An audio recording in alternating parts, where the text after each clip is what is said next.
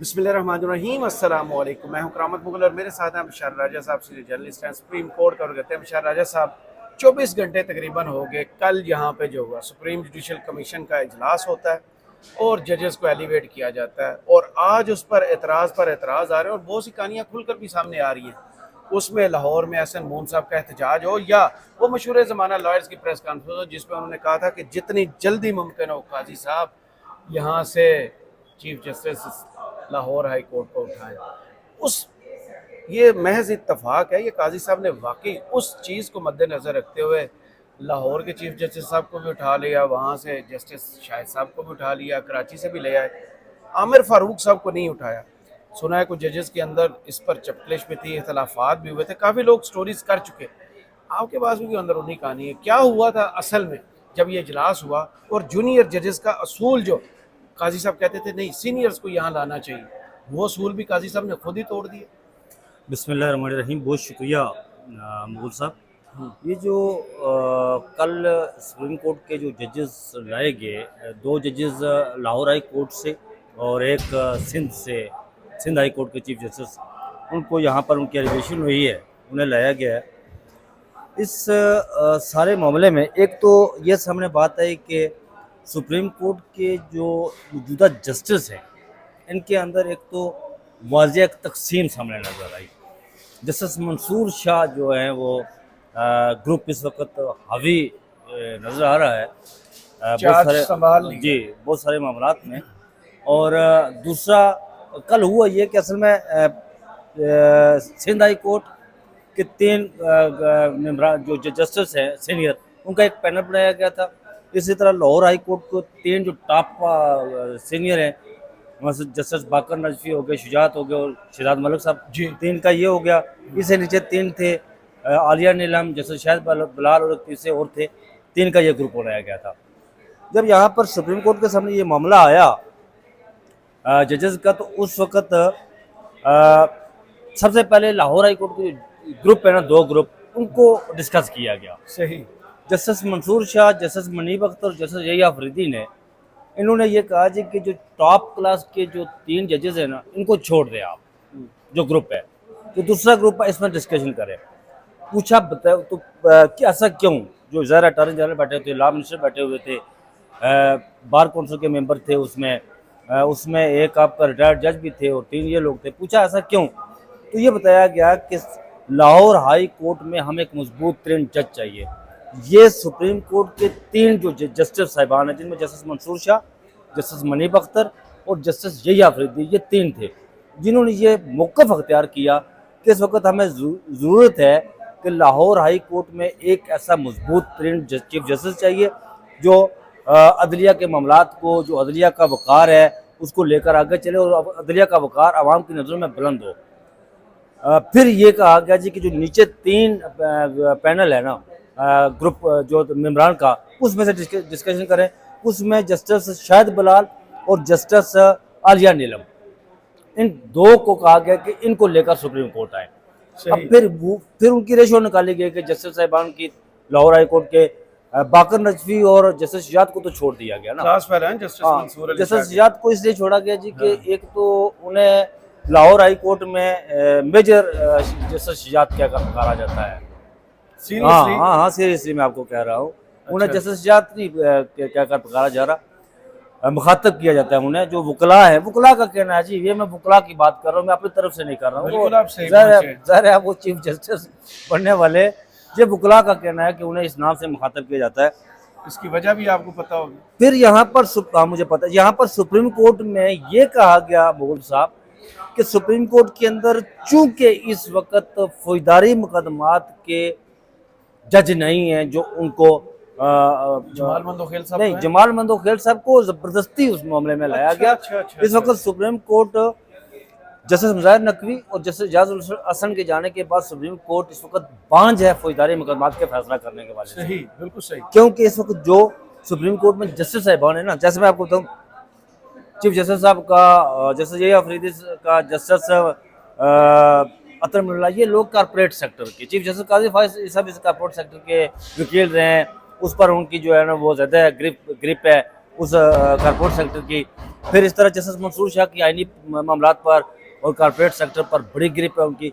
इस वक्त supreme court में फौजदारी मुकदमात के हवाले से, उनको डील करने के हवाले से, उन केसेस की समाअत करने के हवाले से किसी जज कोई जज एक्सपर्ट नहीं है। अच्छा। इसलिए ये कहा गया जी कि जस्टिस शहजाद मलिक को यहाँ लाया जाए। एक ये उस ग्रुप की तरफ से, तो ये जो 100 मीटर पे बैठे हुए हैं वो नहीं ये उस, मैं वही बात बता रहा हूँ, ये उस ग्रुप की तरफ से ये बयान, ये आर्गू दिए गए जिस ग्रुप की सरबराही चीफ जस्टिस काजी फारिसा कर रहे थे, ये आर्गू दिए गए उस ग्रुप की तरफ से। फिर वो अटार्नी जनरल और जस्टिस अमीनुद्दीन खान का भी वोट उसमें शामिल हुआ। जस्टिस अमीनुद्दीन खान चूँकि सराइकी बेल्ट से उनका तल्लक है और सराइकी बेल्ट के लोग जो है वो माशाल्लाह बड़े दिलेर होते हैं, लेकिन जस्टिस बड़े अमीनुद्दीन नरम मिजाज होते हैं। बाबा फरीदुद्दीन गंज शक्कर भी वहाँ के रहने वाले हैं, लेकिन जस्टिस अमीनुद्दीन खान माशाल्लाह वो बेरंग बेबू बेजायका पानी की तरह है। नहीं दूसरे वाले नहीं थे पहले, वो जो मिरर में देखते रहते नहीं, वो तो देखते रहते हैं, लेकिन जस्टिस अमीनुद्दीन खान और जस्टिस रिजवी, जस्टिस मोहम्मद अली मजहर, ये तीन जो जज हैं ना, ये जो तीन जज हैं सुप्रीम कोर्ट के ऑनरेबल जज हैं, ये वकालत भी करते रहे, प्रैक्टिस भी करते रहे, आर्गू भी करते रहे, मजबूत तरीन हाई कोर्ट्स के जस्टिस साहिबान भी रहे।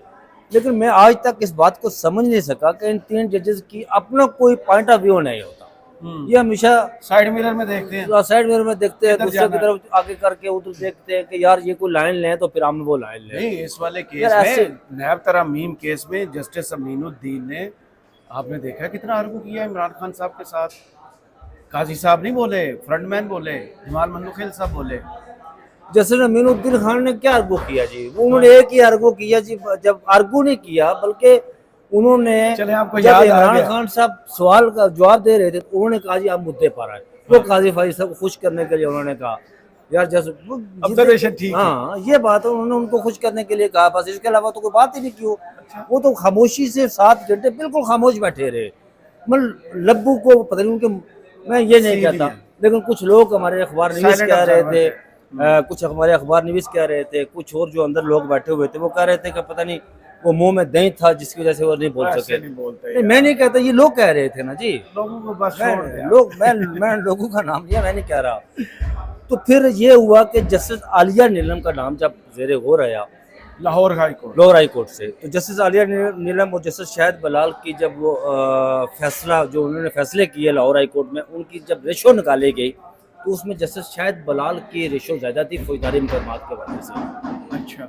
आलिया नीलम ने भी 3 या 4 मुकदमात थे जिसमें उन्होंने फौजदारी मुकदमात, जिसमें आउट ऑफ बॉक्स जाकर उन्होंने उसमें फैसले दिए थे।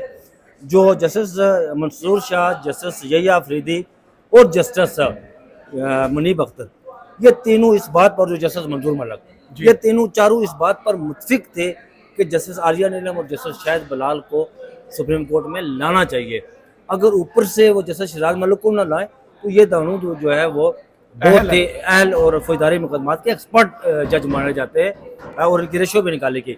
लेकिन दूसरी तरफ जब वो जस्टिस शहजाद मलिक साहब की रेशो निकाली गई तो वो थी 60, उन्होंने 60 ऐसे फैसले दिए थे फौजदारी मुकदमात के कि जिस पर चीफ जस्टिस ग्रुप कहने लगा कि नहीं उन्हें लाना चाहिए। लेकिन असल बात और थी, असल बात ये थी कि पिछले कुछ अरसे से जस्टिस शहजाद मलिक साहब वो उन्होंने गर्दन दबोची थी कुछ लोगों के, कुछ मुस्लिम लीग नून के साथ चल रही थी। नहीं, मुस्लिम लीग नून के साथ नहीं चल रही थी, दहशतगर्दी दालू के ये बात नहीं है। आप इसको लतीफ पैराहे में बयान करें ना, तो एस्टेब्लिशमेंट की और नून लीग की और उन कुतों की, उन ताकतों की जो कानून की इस मुल्क में आलमदारी नहीं चाहते, जो कानून को सुपीरियर नहीं देखना चाहते, उन लोगों की गर्दनों पर उन्होंने हाथ डाला था कि इस मुल्क में कानून सुपीरियर है और कानून की मर्जी और मंशा के खिलाफ कोई काम नहीं किया जाएगा।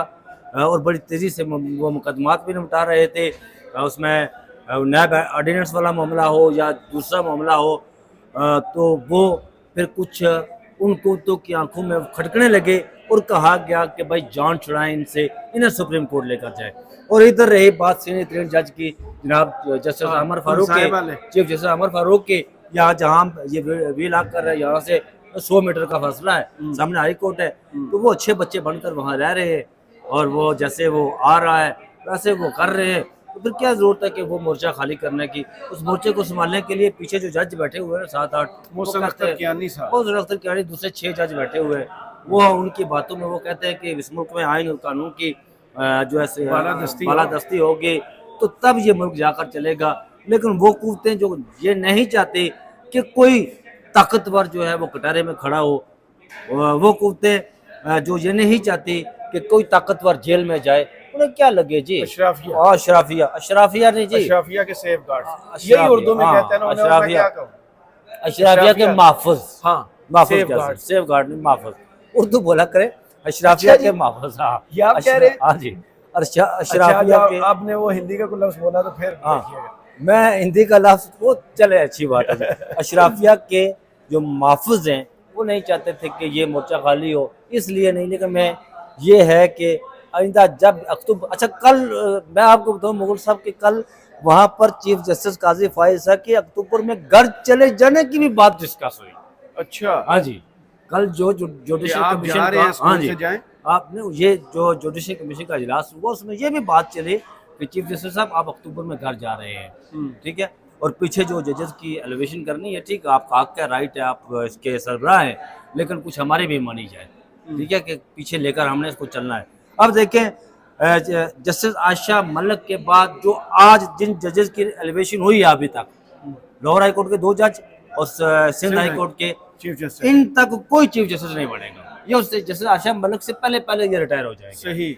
उसके बाद जो नए लोग आएंगे, अब नए आने वालों में अक्टूबर में नए जब वो रिटायर होंगे तो नए आने वालों में चीफ जस्टिस आमर फारूक साहब यहाँ आएंगे और 2032 से 2034 तक वो चीफ जस्टिस ऑफ पाकिस्तान रहेंगे।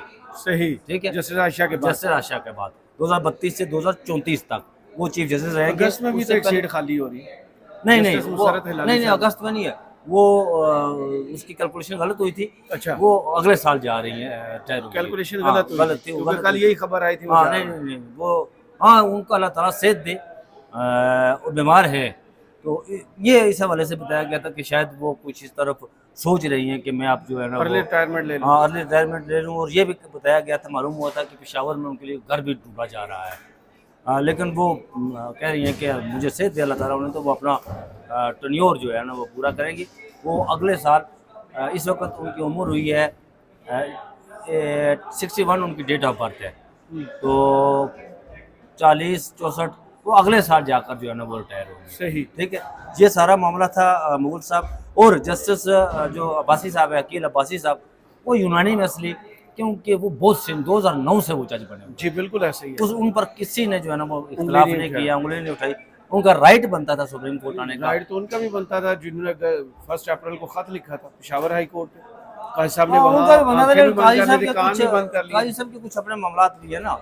मैं अक्सर ये जिक्र करता हूँ, जब तो आज भी यहाँ पर मैं जब गया लंच के लिए, तो अच्छा, आपने लंच के लिए गया तो वज़ीर जी में आया था, नहीं जाना चाहता था, लेकिन मैंने, आपको पता है कि मैं कितना खाता हूँ, ये तो पता है आपको, मुझे खाने का शौक नहीं है, मैं खाता हूँ सिर्फ जीने के लिए बस, ठीक है राजा जी। हाँ, और वो जो वहाँ पर कुछ मुझे मिले, तो उन्होंने कुछ ऑफ द रिकॉर्ड बातें भी की, लेकिन ये है कि वो ऑफ द रिकॉर्ड कल इतवार है, कल मैं आपके व्लॉग में वो गुफ्तगू जो है ना, कल आपने मेरे हाथ ही नहीं आना, मुझे पता नहीं, मैं आ जाऊँगा, सुप्रीम कोर्ट भी बंद होती है, ऐसे ना करें, ऐसे मैं फिर उसको, और अभी मजीद कुछ जो है ना चीज़ें मिलेंगी, जब जैसा साहब नीचे आ रहे हैं। आपके पूरे लुबा में देखा जाए तो ये तय हो गया है सुप्रीम जुडिशल कमीशन में कि काजी साहब अक्टूबर में घर जाएंगे, और जस्टिस मंसूर अली शाह साहब और उनके साथ जितने उनका ग्रुप अभी है, सुगत बारी है उनका ग्रुप अभी 9-4 वाली रेशो चल रही है इस वक्त। अच्छा, और जो मखसूस नशिस्तों के हवाले से जो अब 24-25 को उसका केसेस, ये एक बड़ी मेरे लिए हैरानकुन बात है यार, कि मैं अब इस वक्त तक जितने भी लोगों तक मैंने कुछ अपना मेल मिलाप किया, कुछ खबर के तलाश में सरगर्दा रहा, तो ये यूनानी मसले वाली बात हर तरफ से मुझे नजर आ रही है यार।